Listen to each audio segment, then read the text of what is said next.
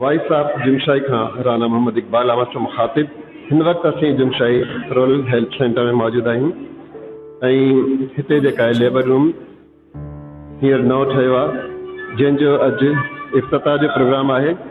असीं तव्हांखे ॾेखारींदासीं त हिते कहिड़ा कहिड़ा पोर्शन मौजूदु आहिनि ऐं अमले सां तव्हांजी मुलाक़ात कराईंदासीं डॉक्टर मोहम्मद सईद हसन साहब खां।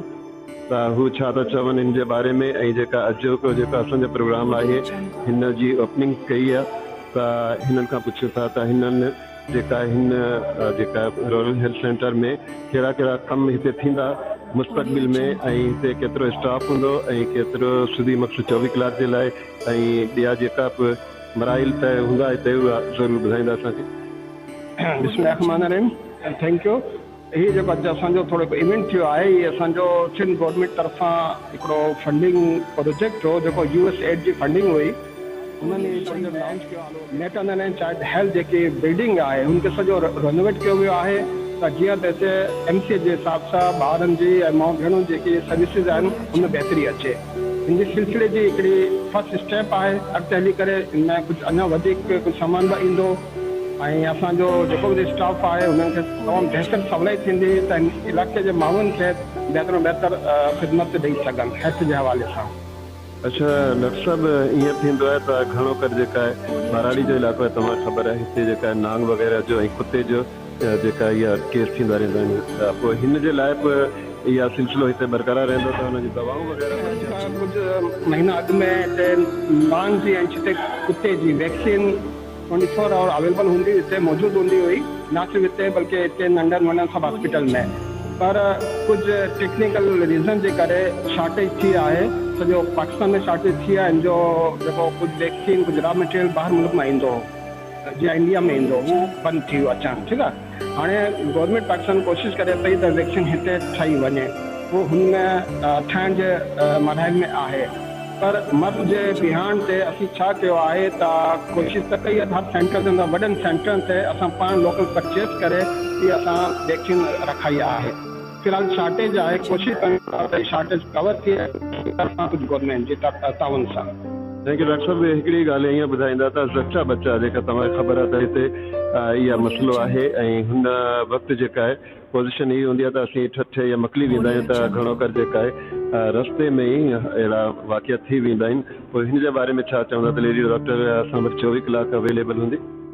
हिते फ़िलहाल जेको असांजी सर्विस हले पई गुज़िरियल कुझु सालनि खां या मर्ज़ जे अचण खां पोइ बि असां 24 आवर सर्विस कई आहे हिते लेबर रूम जे हवाले सां। लेबर रूम मतिलबु त जिते ज़चकी जो अमल थिए थो हुन असां वटि कंप्लीट पूरा स्टाफ फीमेल स्टाफ आहे, लेडी डॉक्टर आहे, नर्सिस आया आहिनि ऐं 24 आवर सर्विस ॾियनि पियूं। असां हिते ॾींहं में इवनिंग में या नाइट में बि डिलीवरी थियनि पियूं ऐं उहो फ्री ऑफ कास्ट आहे न, मुकमल को न पैसो कोन थो वठिजे, को फी कोन्हे, फ्री में डिलीवरी आहे। हुनजी मेडिसिन बि जेतिरो असीं प्रोवाइड करे सघूं था उहो अवेलेबल थींदी आहे। न सिर्फ़ु डिलीवरी बल्कि डिलीवरी खां अॻु में जेको असीं मां भेण चेकअप जे लाइ अचे थी, ठीकु आहे, ऐं डिलीवरी खां पोइ बि जेको असीं एंटीनेटल ऐं पोस्टनेटल चवंदा आहियूं हुन चेकअप जे लाइ बि बहितर सवलाई आहे न। असांजी कोशिशि आहे हिन में अञा बहितरी आणी वञे। हिते असां बाक़ाइदा रजिस्टर रखिया आहिनि, चेक एंड बैलेंस आहे, त जीअं त सर्विस अञा बहितर थी वञे। अच्छा डॉक्टर साहब, हेपाटाइटिस ऐं TB जेका आहे उहा तव्हांखे ख़बर आहे बुनियादी हींअर हेपाटाइटिस हिते पाणी ख़राबु थियण जे सबबु घणो करे वधी वियो आहे, हुन जे बारे में छा चवंदा? हेपेटाइटिस जे हिसाब सां त असां वटि नेशनल प्रोग्राम हले पियो न, हेपेटाइटिस कंट्रोल प्रोग्राम हले पियो। हुन जे लाइ मेडिसिन सिविल हॉस्पिटल में डिस्ट्रिक्ट हूंदियूं आहिनि।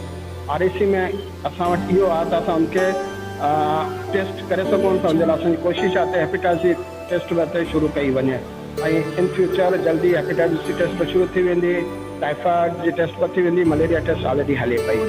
बाक़ी रहियो आहे त हीअ वाटर बॉर्न डिज़ीज़ आहे न, पाणी जे करे या छा थींदो आहे त असांजो स्टेराइज़ेशन सही न हूंदी आहे। असांजी आदत आहे असां हरू भरू सुई हणंदा आहियूं। तव्हांजी तरफ़ां तव्हांजी मेडे तरफ़ां इहा आवाम खे ईंदसि महिरबानी करे तव्हां इहो उक्ती सुक्ती सुइयूं न हणायो जेकी सुईअ जे करे हेपेटाइटिस पखेड़िजे थी, ठीकु आहे न। त हिते बि मूं कोशिशि कई आहे त असां हिते घटि में घटि जेको इंजेक्शन लॻायूं जीअं त हिन बीमारी खे पखेड़ण जो सबबु असी न बणिजी वञे। अच्छा थैंक यू सर। अच्छा जी जेका चाबी ॾिसां पियो हीअ तव्हीं कंहिंजे हवाले कंदा?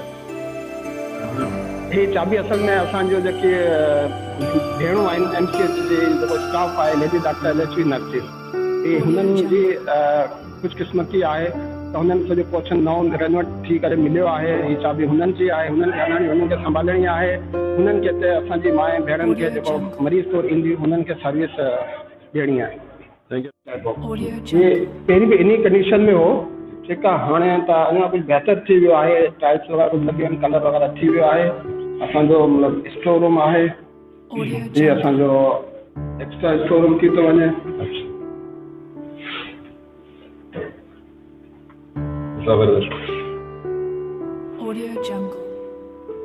असांजो कॉफी रूम आहे,